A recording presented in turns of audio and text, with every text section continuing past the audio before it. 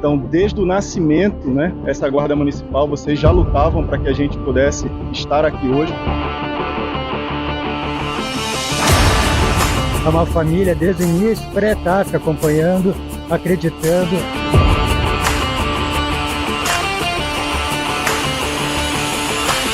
Eles estão junto do início até a formatura.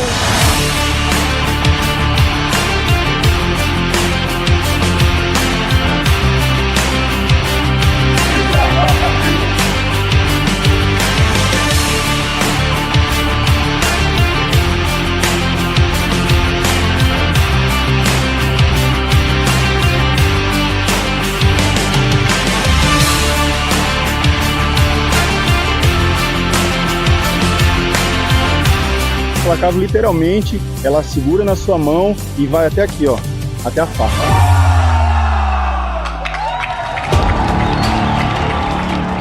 É a única que está aqui na nossa formatura, prestigiando.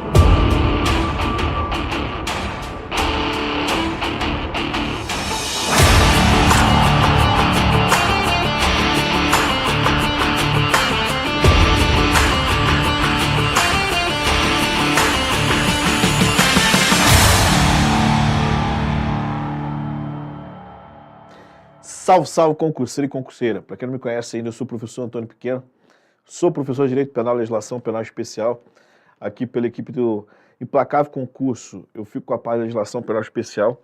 Atualmente eu exerço o cargo de Policial Penal Federal, isso desde 2009. Fui aprovado também para a Polícia Civil do Rio de Janeiro, por cargo de escrivão, né, que lá no Rio de Janeiro é denominado de oficial de cartório. Fui fiscal de posturas municipais da Prefeitura do município do Rio de Janeiro por um período de 3 anos. Então eu sou concurseiro que nem vocês. E lecionando para concurso público faz 13 anos aí. Então vou passar minha experiência aqui, envolvendo tanto o Estatuto da Criança e Adolescente, que é a Lei 8.069 de 1990, e alguns pontos importantes em cima do Estatuto da Pessoa Idosa, que é a Lei 10.741 de 2003. Tá bom? Então, sem mais delongas, vem comigo. O primeiro ponto a ser abordado é o título 1 aqui, ó, que traz das disposições preliminares. E ponto importante aqui que eu já pego como referência é a própria Constituição Federal, consta no artigo 228. Então, o artigo 228 da Constituição Federal fala que são penalmente inimputáveis os menores de 18 anos, sujeitos às normas da legislação especial. Ou seja, a Constituição ela traz essa imposição que os menores de 18 anos são penalmente inimputáveis. Menor de 18 anos, você vai se deparar, isso consta no artigo 2º do ECA, criança de 0 até 12 anos de idade incompletos e adolescente de 12 até 18 incompletos. Já vou chegar nessa parte aí. Então, se é menor de 18, são considerados o quê? Inimputáveis. Se são inimputáveis, não podem vir a ser responsabilizados em âmbito criminal. Serão submetidos à legislação especial. E hoje, a lei que trata sobre a criança e o adolescente, ela é 8.069 de 1990, conhecida aí como Estatuto da Criança e do Adolescente. No seu artigo 1º, fala sobre o princípio da proteção integral, que traz aqui, ó. Esta lei dispõe sobre a proteção integral à criança e ao adolescente. Então, em termos de políticas públicas, proteção sempre vai visar o quê? Criança e adolescente como prioridade. E também um ponto importante é que o antigo Código de Menores tratava os menores como objeto de direito. O ECA não. O Estatuto da Criança e Adolescente trata a criança e o adolescente como sujeitos de direito. Sujeitos que têm direitos, aquilo que está elencado aqui no ECA. Não só o que é previsto no Estatuto da Criança e Adolescente, como qualquer outra lei que traga ali direitos para a criança e adolescente. Então, serão sujeitos de direitos e sempre observando que a aplicação do princípio da proteção integral, porque são pessoas em desenvolvimento, então deve ser protegido de forma integral. Tá bom? Então aqui no artigo 1º traz o princípio da proteção integral. Avançando comigo aqui, ó, o artigo 2º ele traz o conceito daquilo que pode ser considerado criança e adolescente. Olha o que traz o artigo 2º caput, ó. Considera-se criança, para os efeitos desta lei, a pessoa até 12 anos de idade, incompletos, e adolescente aquele entre 12 e 18 anos de idade. Então aqui, ó, interpretando comigo. Vamos lá, criança. de 0 até 12 anos de idade. Só que esses 12 anos de idade, você vai colocar aqui, ó, incompletos. Porque a partir do momento que completou 12 anos, deixa de ser criança e passa a ser o quê? Adolescente. Porque adolescente, ó, pega de 12 anos de idade e vai até 18 anos incompletos. Aí muitos de vocês vão perguntar assim, mas por que incompletos, professor? Porque, olha só, gente, completou 18 anos, obteve a maioridade civil. Completou 18 anos, obteve a maioridade penal. Então, para ser considerado adolescente, é de 12 até 18 incompletos. Porque se completar 18 anos, deixa de ser adolescente, passa a ter imputabilidade para fins de responsabilidade criminal, passa a ter ali capacidade, tanto de fato como de direito, né? Ali envolvendo o que é responsabilidade em âmbito civil. Praticar os atos da vida civil sem ser assistido ou ser representado, porque já obteve a maioridade civil. Então, 18 anos é a obtenção tanto da maioridade civil como da maioridade penal. Por isso que eu falo, de 12 anos a 18 anos incompletos. Uma professora, lá no Estatuto da Criança e Adolescente, no artigo 2º, fala entre 12 e 18 anos de idade. Apesar do ECA não especificar incompletos, prevalece que é incompleto, gente. Não vai querer você ler só o texto legal e falar assim, é de 12 até 18 completo. Não, completou 18 anos, deixa de ser adolescente. Simples assim. Já obteve o que? A maioridade. Então a pessoa completou 18 anos hoje. Se ela for na rua matar uma pessoa, ela vai responder por homicídio. Pô. Homicídio doloso, homicídio culposo, dependendo do elemento subjetivo dela. Deixa de praticar ato infracional e passa a praticar crime, contravenção penal. Entendeu? Então, entenda, de 12 até 18 incompletos. Se na sua prova cobrar a literalidade do artigo 2º, claro que vai falar que é de 12 até 18. Mas colocar de 12 até 18 incompleto não estaria errado. Porque completou 18 anos, obteve a maioridade. Tá bom? Então, já é um ponto importantíssimo aqui. Aqui, olha só, um outro ponto. Eu vou fazer referência ao artigo 103 do ECA. Tá bom? Criança e adolescente pode praticar atos infracionais? Podem. Então aqui, ó, tanto a criança como o adolescente podem praticar atos infracionais. Mas qual é a diferença? Ó, um ato infracional praticado por criança e um ato infracional praticado pelo adolescente. Olha só, pessoal, independentemente do ato infracional praticado pela criança, pode ser um ato infracional análogo ao crime de homicídio, um ato infracional análogo ao crime de roubo, extorsão. Independentemente do ato infracional, a criança ela só pode vir a ser submetida à medida de proteção. Então lembra, criança praticou qualquer ato infracional, só cabe o quê? Medida de proteção. Perfeito? Já no caso do adolescente, a prática de um ato infracional ele pode ser submetido a uma medida socioeducativa ou medida de proteção. Então, resumindo, criança não é submetida à medida socioeducativa pela prática de ato infracional, independentemente do ato infracional praticado por ela. Ela pode praticar o ato infracional mais grave, mas ela jamais será submetida à medida socioeducativa. E ato infracional pode ser análogo a crime ou contravenção penal. O que eu quero que vocês saibam, que criança pode praticar ato infracional análogo ao crime ou contravenção penal, mas independentemente do ato infracional praticado pela criança, ela não pode ser submetida à medida socioeducativa. Já no caso do adolescente, dependendo do ato infracional, aí vai ser aqui a medida socioeducativa que vai vir a ser aplicada. Por quê? Com base no artigo 112 do ECA, vai trazer ali as espécies de medida socioeducativa, está por ordem de rigorismo, começando com advertência, depois obrigação de reparar o dano, prestação de serviço à comunidade, liberdade assistida, inserção em regime de semi-liberdade, internação, e também tem ali as medidas protetivas elencadas lá expressamente, setor dispositivo. Mas, enfim, dependendo do ato infracional praticado pelo adolescente, aí que vai vir a ser, ali com base no fato, aplicada uma medida socioeducativa, tá bom? Mas chegamos ao raciocínio que tanto criança como adolescente pode vir a ser submetido ali, podem praticar atos infracionais, só que a diferença é que o adolescente ele pode ficar internado, ele pode ficar em regime de semi-liberdade. Só o adolescente que é submetido a uma medida socioeducativa. Só o adolescente que pode vir a ficar privado de liberdade de locomoção pela prática de um ato infracional. Já a criança, não. Então, esse é um ponto importante. Uma outra dica aqui que eu trago para vocês, vou voltar aqui rapidinho, é que citei o artigo 103, agora o artigo 104. E você pega ali a data do fato, tá bom? A data do fato. Se na data do fato a pessoa ela era considerada criança, então ela vai ser submetida às medidas que são adequadas para a criança.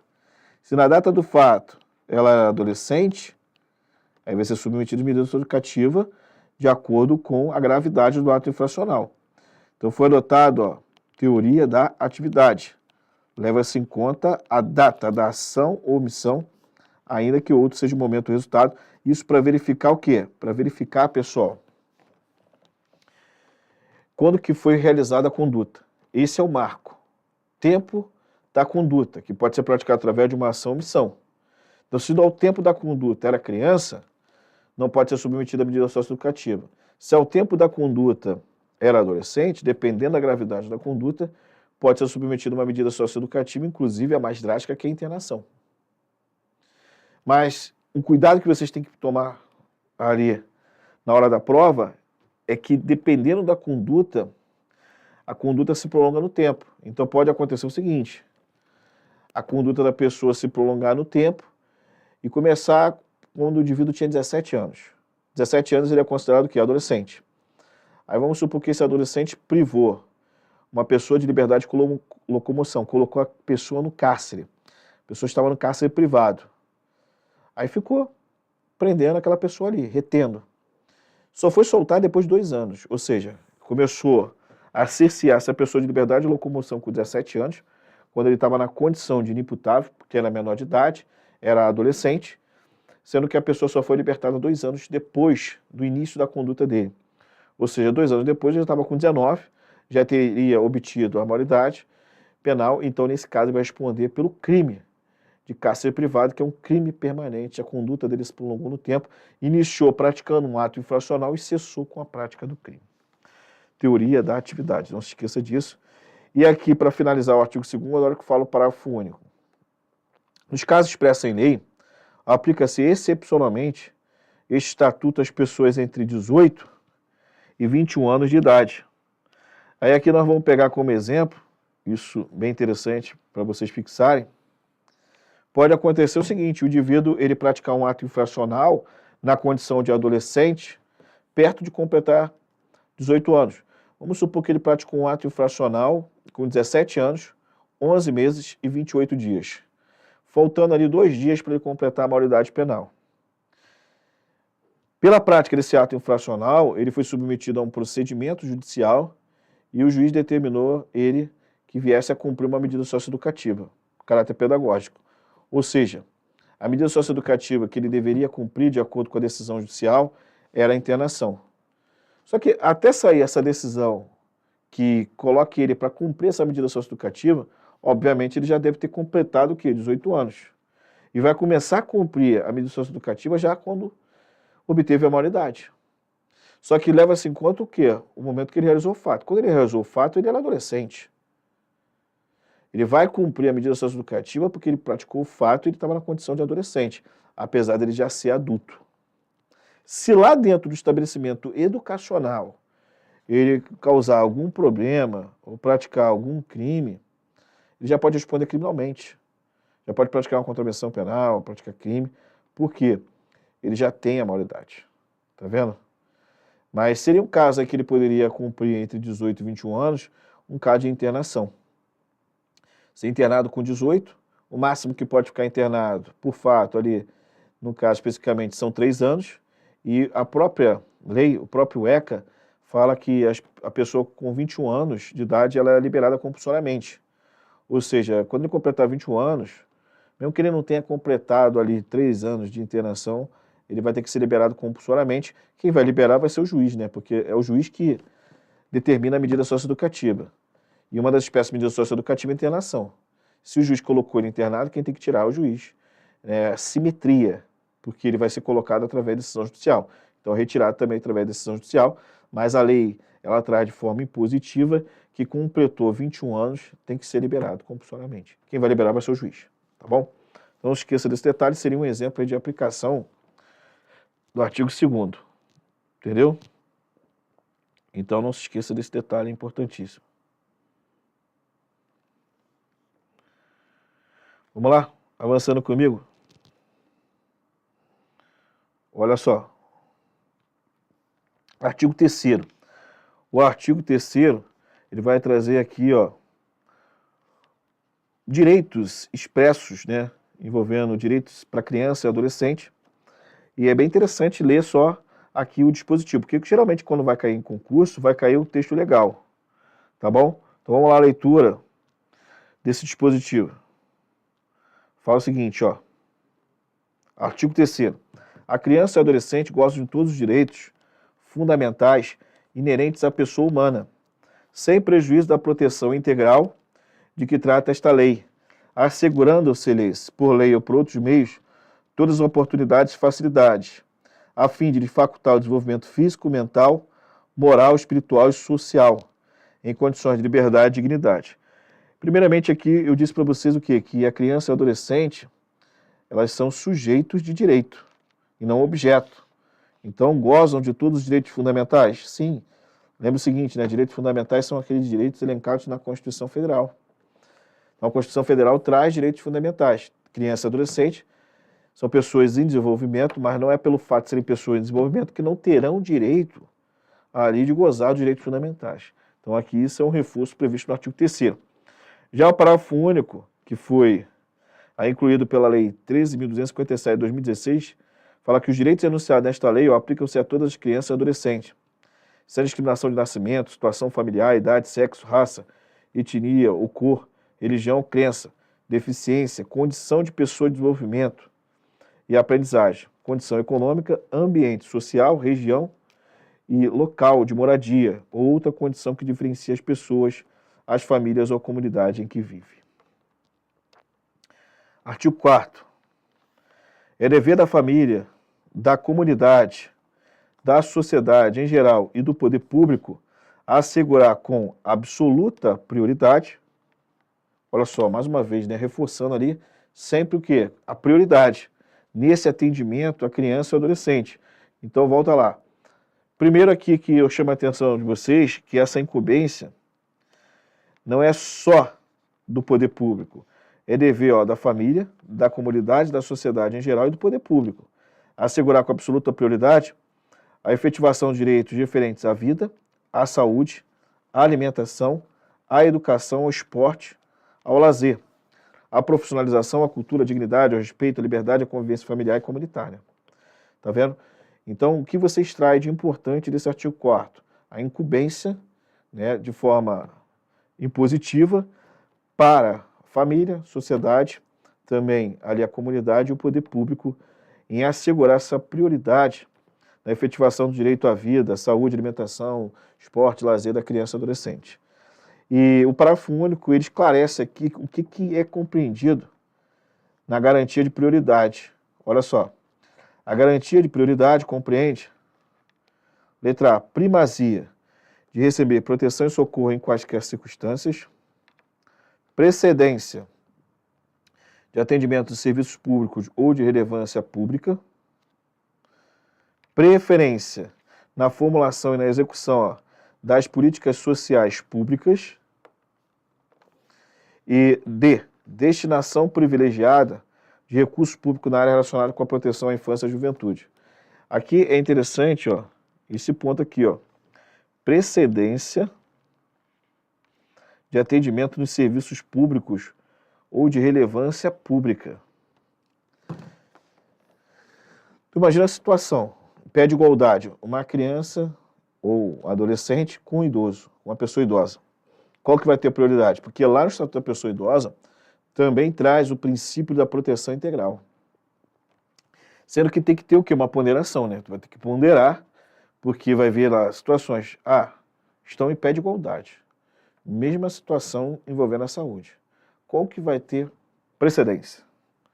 Nesse caso, você vai ver que estão na mesma pé de igualdade, que sempre prevalece criança e adolescente. Tá bom? Agora, se, claro, o idoso está no estado pior, é uma situação emergencial, aí a pessoa que está numa situação de emergência que recebe a prioridade. Mas está em pé de igualdade, quem sempre vai ter precedência é a criança e o adolescente. Então, o artigo 4º, muito importante.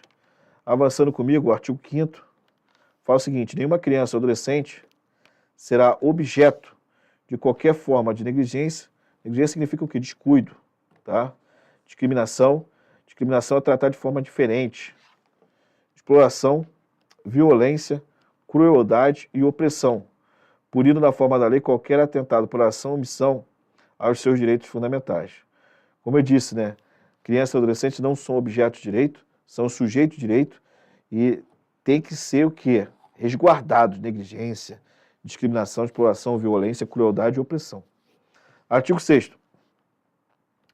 Na interpretação desta lei, levar-se-ão em conta os fins sociais a que ela se dirige, a exigência do bem comum, os direitos e deveres individuais e coletivos e a condição peculiar da criança e adolescente, como pessoas em desenvolvimento. Então, conseguimos aqui destacar, para enfatizar, primeiro, que na interpretação do ECA busca-se o fim social, porque foi criado o Estatuto da Criança e Adolescente. É só você tentar buscar na interpretação. Para que foi criado o Estatuto da Criança e Adolescente? Para elencar uma série de direitos que a criança e adolescente terão ali, né, no caso, resguardado. Então, essa é a prioridade. Prioridade o quê? Na proteção integral da criança e adolescente, primazia no atendimento ali de serviços públicos, também prioridade em termos de políticas públicas. Então, fim social é o que? A proteção da criança e adolescente. Conseguimos destrinchar isso do artigo 6º. E também que a criança e adolescente tem essa prioridade porque são pessoas que estão em desenvolvimento. Então merece uma atenção especial. Agora você pode observar que eu pulei para o artigo 10. Porque esse artigo 10 é interessante, porque dependendo da violação do que está no disposto no artigo 10, pode acarretar uma responsabilidade criminal para o agente. Então vem comigo. Artigo 10. Os hospitais e demais estabelecimentos de atenção à saúde a gestantes, públicos ou particulares, são obrigados, primeiro, a manter registro das atividades envolvidas através de prontuários individuais pelo prazo de até 18 anos. Não cumpriu o que está disposto aqui, pode responder pelo artigo 228 do ECA. É um crime. Que o indivíduo pode ser responsabilizado tanto a título do dolo como a título de culpa. Segundo, identificar o recém-nascido mediante o registro de sua impressão plantar e digital da impressão digital da mãe, sem prejuízo de outras formas normatizadas pela autoridade administrativa competente. Interessante também o inciso 2, porque o descumprimento vai acarretar para o agente aqui, uma responsabilidade criminal, pode ser também no 228. 3. Proceder a exames visando ao diagnóstico e terapêutica de anormalidades no metabolismo do recém-nascido, bem como prestar orientações aos pais. Esses exames obrigatórios, caso não sejam feitos, também vai trazer responsabilidade para a pessoa, e pode ser responsabilidade de âmbito criminal. 4. Fornecer declaração de nascimento, onde conste necessariamente as intercorrências do parto e desenvolvimento do neonato. Também é obrigação esse fornecimento da certidão de nascimento, constando tudo o que ocorreu ali durante o parto e o desenvolvimento do neonato, sob pena da omissão de não ser fornecida essa declaração, o indivíduo ser responsabilizado também em âmbito criminal. 5 é manter alojamento conjunto, possibilitando ao neonato a permanência junto à mãe. Não, se tiver um descumprimento desse inciso 5 do artigo 10, não configura nenhum crime, mas traz responsabilidade, obviamente, pelo descumprimento. E 6, acompanhar a prática do processo de amamentação, prestando orientações quanto à técnica adequada, enquanto a mãe permanecer na unidade hospitalar, utilizando o corpo técnico já existente. Vem comigo agora, Aqui o artigo 228, só vou mostrar porque incide na prática desse crime, porque é o descumprimento dessa imposição prevista no artigo 10. Olha o 228, deixar encarregado de serviço ou dirigente de estabelecimento de atenção à saúde da gestante de manter registro das atividades envolvidas na forma e prazo previsto no artigo 10. Mostrei para vocês que os prontuários individuais deverão ser mantidos por um prazo de até 18 anos, bem como de fornecer a parturiente ou a seu responsável, por ocasião da alta médica, declaração de nascimento, onde conste as intercorrências do parto ou desenvolvimento do neonato. E aqui o 229 também crime, deixar o médico, enfermeiro ou dirigente de estabelecimento de atenção à saúde da gestante de identificar corretamente o neonato e a parturiente por ocasião do parto, bem como deixar de proceder aos exames referidos no artigo 10. Foi o que eu falei para vocês, que ocorreu o descumprimento desses incisos aqui, vai acarretar a responsabilidade, o quê? Criminal para o agente, conforme 228 e 229 do Código Penal. 245 traz aqui uma infração administrativa. Deixar o médico professor responsável por estabelecimento de atenção à saúde e de ensino fundamental para a escola ou creche de comunicar à autoridade competente os casos que tenha conhecimento envolvendo suspeita ou confirmação de maus-tratos contra a criança ou adolescente. Então o médico foi fazer um atendimento de uma criança ou adolescente, se deparou ali que ela está sendo vítima de maus-tratos, tem a obrigação de comunicar à autoridade competente. Se não fizer a comunicação, pelo ECA com Conselho Tutelar, né? Mas dependendo pode ser feita uma comunicação também já para a autoridade policial, porque consiste em crime. Então comunica o Ministério Público, a autoridade policial. Enfim, essa omissão do médico, do professor ou do responsável por atenção à saúde da criança ou adolescente, que pode trazer para ele o que? Uma responsabilidade administrativa, mas sem tirar a responsabilidade criminal, porque tem que analisar no caso concreto. Perfeito? Já pulando aqui, vamos para o artigo 15. E o artigo 15 fala que a criança e adolescente tem direito à liberdade, ao respeito e à dignidade, como pessoas humanas em processo de quê? Desenvolvimento. E como sujeitos de direitos civis, humanos e sociais garantidos na Constituição e nas leis. Ou seja, aqui reforça tudo aquilo que eu já venho falando com vocês, porque tanto a criança e o adolescente tem direito à liberdade, ao respeito, à dignidade, são pessoas em processo de desenvolvimento e são sujeitos de direitos, ao invés de ser considerado objeto. O direito à liberdade compreende os seguintes aspectos. Primeiro, ir e vir estados, logadores públicos, espaços comunitários, ressalvadas as restrições legais, opinião, expressão, crença e culto religioso, brincar, praticar esportes, divertir-se, participar da vida familiar e comunitária sem discriminação, participar da vida política na forma da lei, buscar refúgio, auxílio e orientação. Olha o 249. Descumprir de forma dolosa ou culposa os deveres inerentes ao poder familiar ou decorrentes da tutela ou guarda, bem assim determinação da autoridade judiciária ou conselho tutelar, vai ser submetido a essa infração administrativa que acarreta ali como consequência uma pena de multa de 3 a 20 salários de referência, aplicando-se o dobro em caso de residência. Ou seja, quem exerce o poder familiar são os pais, né, o responsável ali. Então, se descumprir aquilo que é imposto para eles, tem que ser observado todo esse direito da criança e adolescente. Os pais, a partir do momento que não cumprem esses direitos, eles estão tendo um mau exercício ali do poder familiar. E esse descumprimento ali, dos deveres inerentes ao poder familiar, que é justamente exercer uma boa guarda, uma boa tutela, vai trazer para ele o que é responsabilidade administrativa sob pena de responsabilidade penal. Aqui no 17, vai falar sobre o direito ao respeito, porque no 16 falou sobre o direito à liberdade, no 17 é o direito ao respeito. Consiste na inviolabilidade da integridade física, psíquica e moral da criança e do adolescente, abrangendo a preservação da imagem, da identidade, da autonomia, dos valores, ideias e crenças, dos espaços e objetos ali, pessoais. E 18 é dever de todos velar pela dignidade da criança e adolescente, pondo-os a salvo de qualquer tratamento desumano, violento, aterrorizante, vexatório ou constrangedor.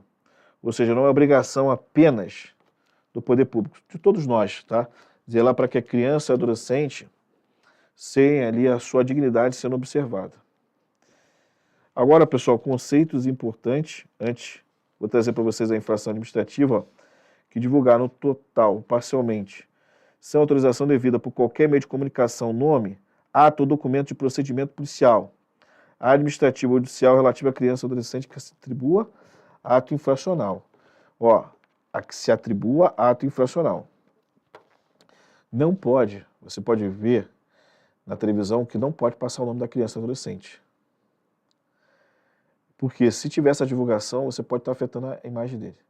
E eu falo não só quando o adolescente ele for ali sujeito de um ato infracional, sujeito ativo, como se fosse sujeito passivo também, porque pode afetar. Tu imagina o seguinte, uma adolescente que veio a ser vítima de estupro. Divulgar o nome dela, isso vai afetar ela psicologicamente. A proporção, né, conforme foi difundido a informação, isso pode chegar de forma negativa nela. Então tem que tomar cuidado com isso. Agora, aqui você pode observar que a preservação da imagem é até em cima daquela criança ou adolescente que praticou um ato infracional. Então não pode ter essa divulgação sem autorização devida. Divulgou total ou parcialmente, responde administrativamente. É o que está aqui, ó, no 247.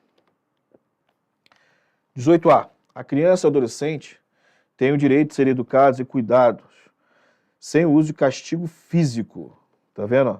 Sem o uso de castigo físico ou tratamento cruel ou degradante, como forma de correção, disciplina, educação, qualquer outro pretexto, pelos pais, pelos integrantes da família ampliada, pelo responsável, pelos agentes públicos executores de medida socioeducativa ou por qualquer pessoa encarregada de cuidar deles, tratá-los, educá-los ou protegê-los.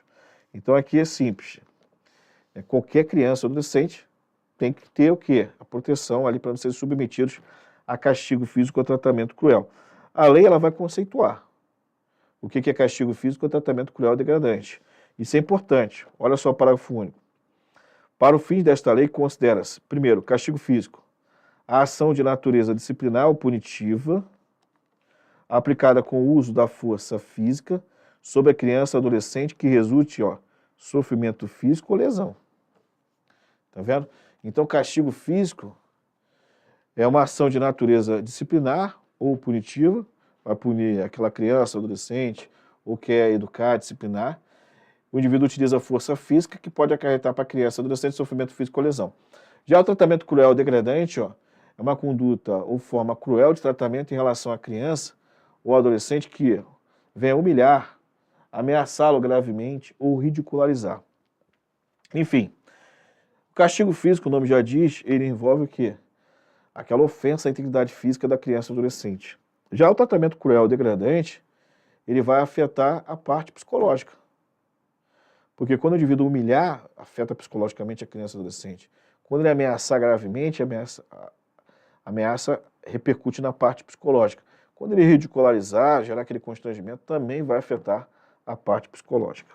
Tá bom? Então não esqueça desse detalhe importantíssimo. Aqui no 18b, tá? É interessante depois dar uma lida na literalidade, mas vamos avançando. Já pula aqui para o artigo 60, ó, é proibido qualquer trabalho a menores de 14 anos de idade, salvo na condição de aprendiz. Presta atenção, esse dispositivo você tem que interpretar conforme a Constituição Federal. Na Constituição Federal, nenhuma pessoa menor de 14 anos pode trabalhar. E só pode trabalhar a partir dos 14 anos na condição de aprendiz. Beleza? Com 16 anos, o adolescente já pode trabalhar. Aí vai ter umas proibições, determinados lugares que ele não pode trabalhar, horário, mas a partir de 16 anos já pode trabalhar. Então a idade normal para o trabalho é a partir de 16 anos. Quando o indivíduo está ali entre 14 anos até antes de chegar a 16, ele só pode trabalhar na condição de aprendiz. Quando o ECA fala menor de 14 anos, fala que é o indivíduo menor de 18 que tenha 14 anos. Então, se ele é menor de 18 e tem 14 anos, ele pode trabalhar só na condição de aprendiz. Perfeito? Aí o 61, a proteção ao trabalho dos adolescentes regulado por legislação especial, sempre o disposto nesta lei. E o 62, considera-se a aprendizagem, a formação técnico profissional ministrada segundo as diretrizes e bases da legislação de educação em vigor. Esse 67 aqui eu acho interessante porque ele traz a proibição. Ó, a vedação quanto ao trabalho para criança e para adolescente, né? Porque criança jamais pode trabalhar. O 67, ao adolescente empregado, aprendiz, em regime familiar de trabalho, aluno de escola técnica assistido em entidade governamental ou não governamental, é vedado o trabalho. Não pode. Primeiro, noturno, realizado entre as 22 horas de um dia e as 5 horas do dia seguinte. Então aqui, ó, 22 até as 5 horas. Considerado o quê? Trabalho noturno, então não pode. Aquele trabalho perigoso, insalubre, penoso. 3. Realizado em locais prejudiciais à sua formação, desenvolvimento físico, psíquico, moral e social. Obviamente não vai colocar um adolescente para trabalhar no prostíbulo. 4. Realizado em horários e locais que não permitam a frequência à escola. Perfeito? Agora avançando comigo, ponto interessante quanto ao tema prevenção, eu separo primeiro aqui para vocês o artigo 70, que é dever de todos prevenir a ocorrência de ameaça ou violação de direito da criança e adolescente, e não só do poder público. A criança e o adolescente têm direito à informação, cultura, lazer, esporte, diversões, espetáculos e produtos e serviços que respeitem a sua condição peculiar de pessoa em desenvolvimento.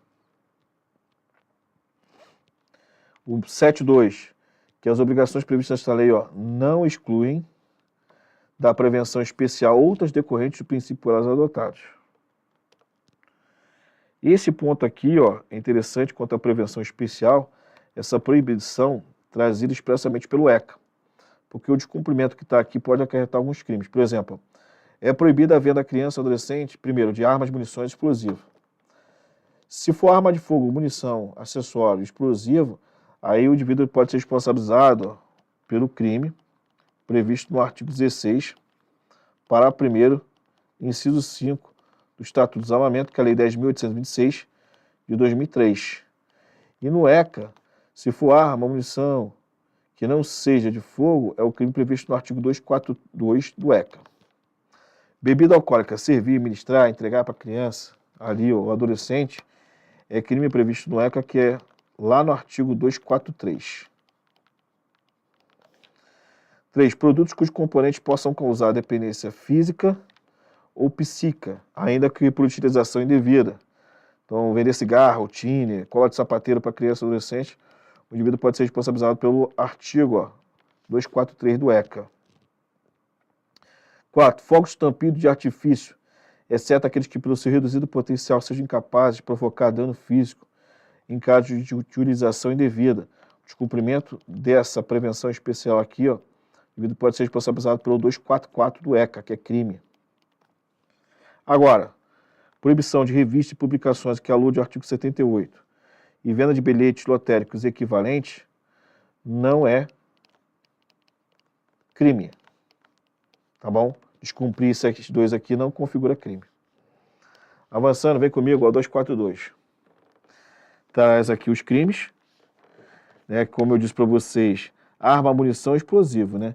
Agora, quanto à arma de fogo, munição e atualizando explosivo e acessório de arma de fogo, vai para o Estatuto do Desarmamento, que traz lá os objetos materiais específicos e pelo princípio da especialidade, o enquadramento correto tem que ser lá.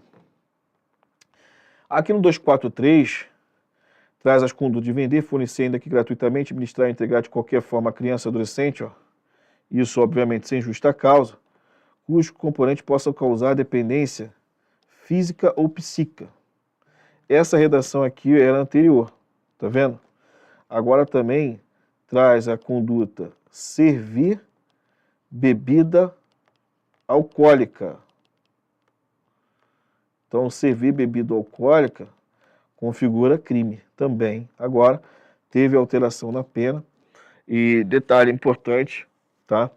Esse 243, essa alteração. Por isso que eu coloquei aqui o antigo, justamente para mostrar para vocês que o fato de incluir ali a bebida alcoólica não é desde quando foi criado o ECA, e sim a partir de 2015. 244, que eu falei para vocês que pode ser responsabilizado o indivíduo.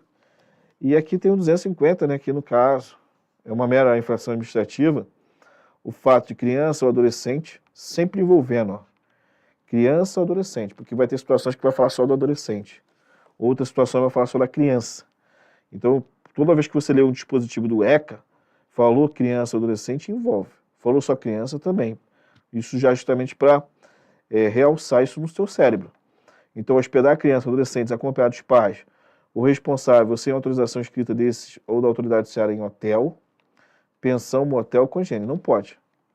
Fez ali ó, a hospedagem, é multa. Tá? Não estou analisando a conduta em âmbito criminal, estou analisando em âmbito administrativo. Mas se o indivíduo sabe, por exemplo, que tem uma pessoa que está entrando ali com uma criança, que vai praticar um estupro contra aquela criança, que é um estupro de vulnerável, o indivíduo fornece a chave de um quarto de um motel, sabendo o que vai acontecer ali, ele está como partícipe. Ele vai ser responsabilizado também, isso em âmbito criminal. Então a análise aqui é uma análise meramente do ponto administrativo. Então ocorre uma infração administrativa, mas tem que verificar também a responsabilidade criminal. Aqui, pessoal, a autorização para viajar. Esse artigo 83, ele recebeu uma alteração, isso pela lei 13.812 de 2019. Antes falava, ó, nenhuma criança poderá viajar para fora da comarca onde reside, desacompanhado dos pais ou responsável, sem expressa autorização judicial. E os casos de exceções eram previstos expressamente no parágrafo 1º. Como que ficou a nova redação do artigo 83? Agora fala nenhuma criança ou adolescente menor de 16 anos. Tá vendo? Menor de 16 anos. Então antes era só criança, agora criança e adolescente também. Desde que o adolescente seja menor de 18 anos. Aí não poderá viajar fora da comarca onde reside desacompanhado dos pais ou do responsável sem expressa autorização judicial. Essa é a regra, que não pode viajar a criança ou adolescente menor de 18 anos. Essa viagem é uma viagem nacional. Então não pode viajar criança ou adolescente menor de 16 anos fora da comarca onde reside, sem estar acompanhado dos pais ou sem ter expressa autorização judicial. Essa é a regra. Aí aqui o parágrafo 1º vai trazer algumas exceções. Tratar-se de comarca contígua à da residência da criança ou adolescente menor de 16 anos, se não é a mesma unidade da federação, incluído na mesma região metropolitana, aí pode, no caso, viajar, fazer essa viagem. Ou então se a criança ou adolescente ou menor de 16 anos estiver acompanhado, primeiro, de ascendente, por exemplo, avó, tá? Ou colateral maior até o 3º grau. Aqui ó, pode ser o irmão que seja maior, ou então o tio que seja maior, que é o tio é o colateral do 3º grau, e tem que ser comprovado documentalmente o parentesco. E 2, de pessoa maior, independentemente do vínculo, mas desde que seja expressamente autorizado pelo pai, mãe ou responsável. Então, por exemplo, você pode viajar com uma criança ou um adolescente menor de 16 anos, fazer uma viagem nacional, mesmo sem ter uma relação de parentesco com a criança ou adolescente, desde que seja expressamente autorizado pelos pais.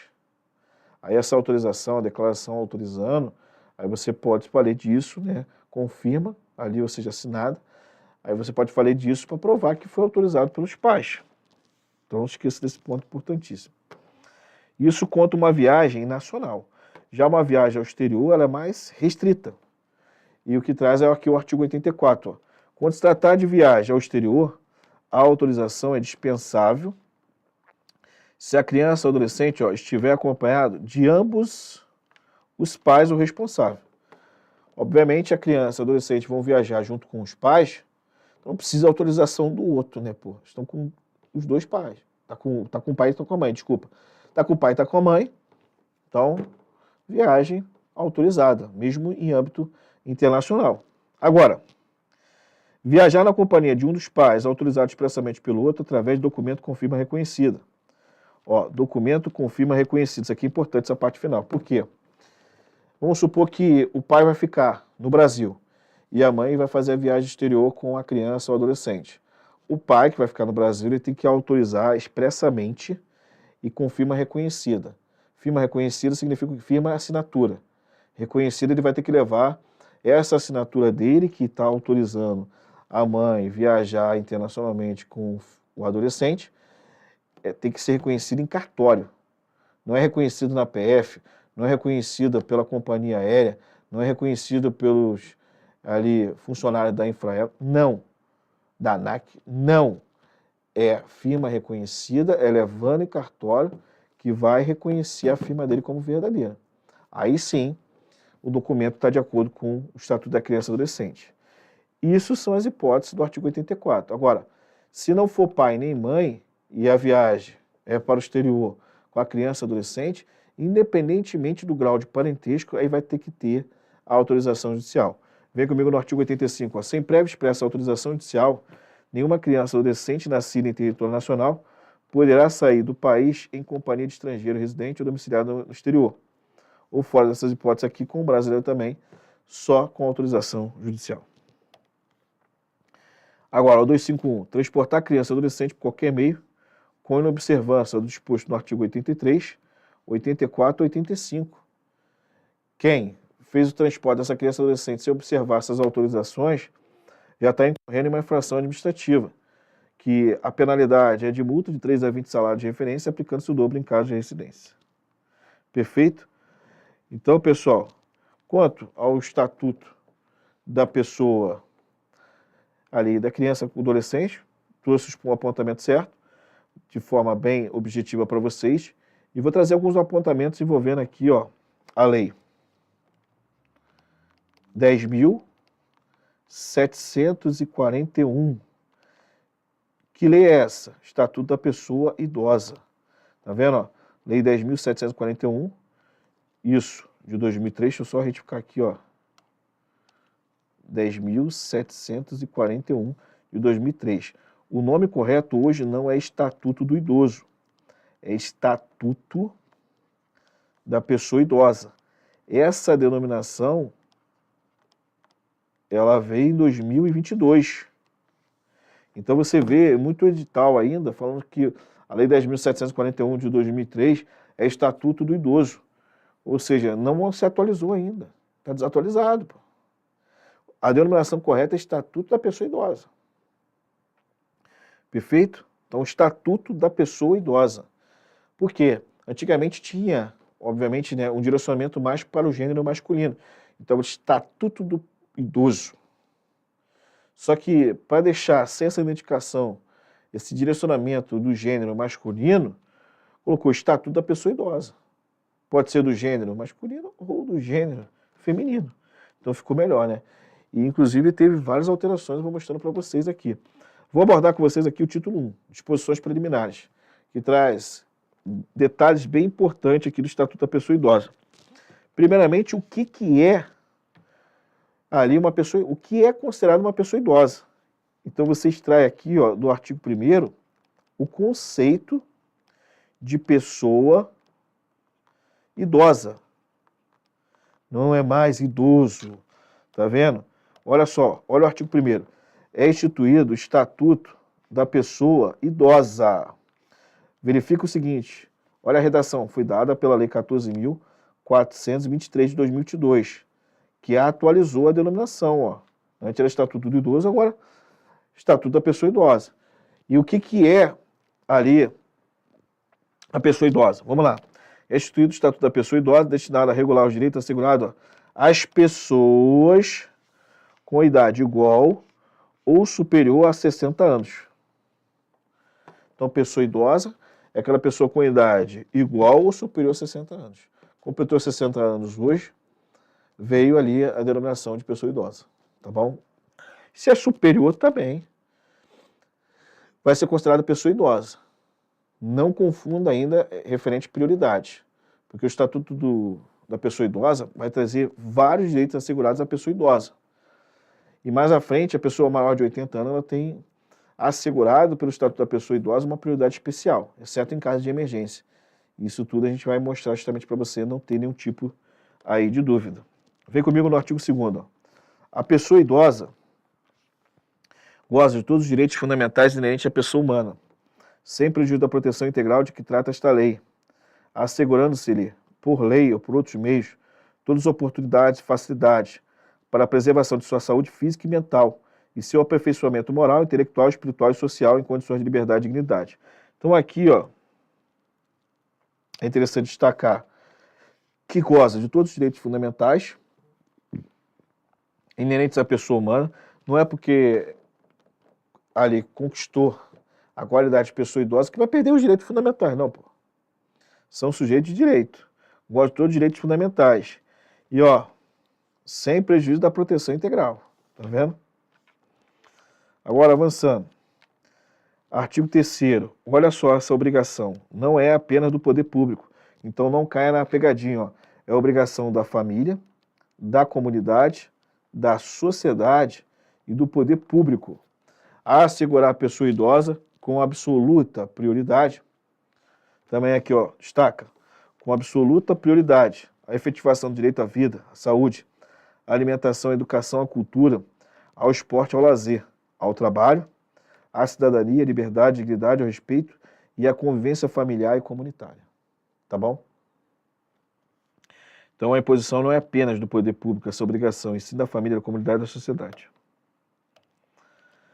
Garantia de prioridade, compreende? Esse artigo 3º, ele parece um pouco com o artigo 4º do ECA, né? E aqui fala, atendimento preferencial, imediato e individualizado junto aos órgãos públicos e privados, prestadores de serviços à população. Então aqui, ó, independentemente da idade ou com a idade, não, é pessoa idosa. Então, idade igual ou superior a 60 anos vai ter atendimento preferencial, imediato e individualizado. Tá vendo? Preferência na formulação e na execução de políticas sociais públicas específicas. 3. Destinação privilegiada de recursos públicos na área relacionados com a proteção à pessoa idosa. 4. Viabilização de formas alternativas de participação, ocupação e convívio de pessoa idosa com as demais gerações. É justamente para não sentir aquela discriminação. 5. Priorização do atendimento à pessoa idosa por sua própria família, em detrimento do atendimento asilar. Então busca o quê? O atendimento que a pessoa seja cuidada no próprio seio familiar, em detrimento ali do atendimento asilar, exceto dos que não a possuam ou careçam de condições de manutenção das próprias sobrevivências. Ou seja, vai ter situações também que para a pessoa idosa é melhor que ela fique, né, no asilo, a ter que ficar ali numa família que trate mais mal do que bem, né, essa pessoa idosa. 6. Capacitação e reciclagem de recursos humanos das áreas de geriatria e gerontologia na prestação de serviço à pessoa idosa. 7. Estabelecimento de mecanismos que favoreçam a divulgação de informações de caráter educativo sobre os aspectos biopsicossociais de envelhecimento. 8. Garantia de acesso à rede de serviços de saúde e assistência social locais. Esse 9 aqui, ó, a gente pega como exemplo todo ali, primeiro trimestre do ano, né, março, geralmente, declaração de imposto de renda.